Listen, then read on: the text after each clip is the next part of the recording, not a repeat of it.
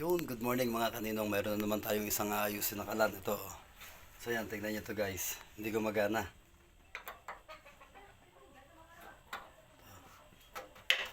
Oh, wala. Stuck up siya. Oh. Stuck up. Tingnan natin kung ano magagawa natin remedyo. Itong isa, okay. Nagana itong isa. Ayusin natin to. Ayan. Hindi kasi siya gumagana. Oh. Yan guys, ang number 1 na nagiging problema nito. So yan, itong pinakapuno na to ay kinakalawang. Yan. Mapapansin niyo yan, puro kalawang yan. So ngayon, ito, mareremedyohan pa to ng hindi kinakalas. Kasi usually pagka mga ganito, kailangan kalasin itong lahat na to para makakita yung loob.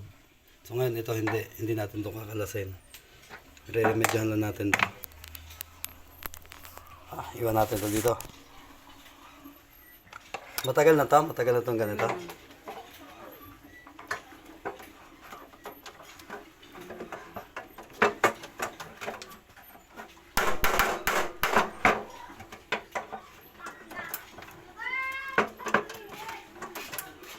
Ito kasi guys, pinagmumulan nito. Itong pinaka-spring nito ay kinakalawang yan. Pagka hindi nyo to ginagamit masyado, kalimitan, yung mga kala na hindi masyadong ginagamit. Kasi merong kala na isa lang yung gusto nila laging gamitin. Kunyari itong side na to. Kaya ito lang yung maganda yung igniter. Ito, nag-i-stack. Ayusin natin yan.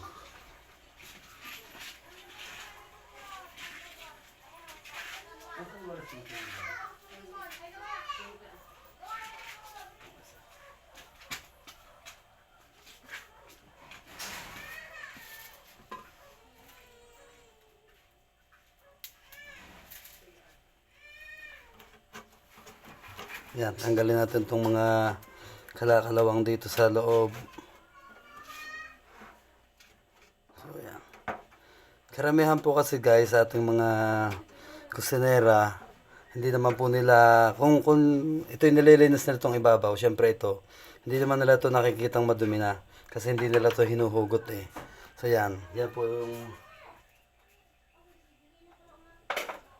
isang dahilan kung bakit itong ganito ay naglalak, nag-stack up.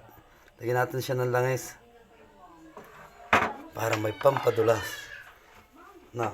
Tapos, i-push lang natin siya ng plies. Galaw-galaw lang natin siya hanggang sa lumuwag na to. Yan o. Kita nyo gumagalaw na o. Di ba kanina stack up talaga to, di ba no?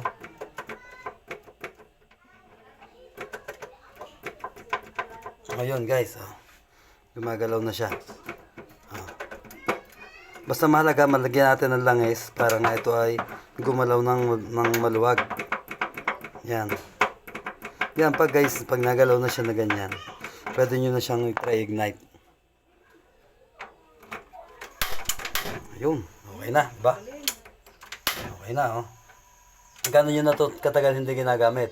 Tagal ko yan, sa Batangas pa yan, kay Jima yan eh. So ayan guys, kita nyo naman. Matagal Napakatagal nang hindi ginagamit o kasi akala sira na, no? Taon na yata eh. Taon na daw nilang hindi ginagamit itong isang burner na to. Ito lang ginagamit nila. So ngayon, ayun, ganun lang kabilis ayusin guys. Pagka nag-stack up yung ganito, lagyan nyo ng mantika o kahit anong langis. Langis Ito, lang. itong pinakapuno na to. Tapos syempre, kailangan yung plies, no? Pero wag nyo po siyang gagalawin ng walang langis kasi matitipak yan, mapuputol yung spring niya dyan. So yan, kailangan may langis. Yan, pagka na lagyan nyo ng langis, ipupush nyo siya na ganyan. Yun, okay na yan. Pag gumalaw na yan, try nyo na ulit. Yun, oh. Okay, oh. Yan guys, oh. Bilingas na siya. Siyempre, na-timing na rin natin sa ilalim yan eh. Yan. Yan guys. Kung may natutunan po kayo sa ating video na to, sana po ay huwag nyo kalimutan na mag-like, mag-share at saka mag-comment po sa ating mga video na to. Maraming salamat po.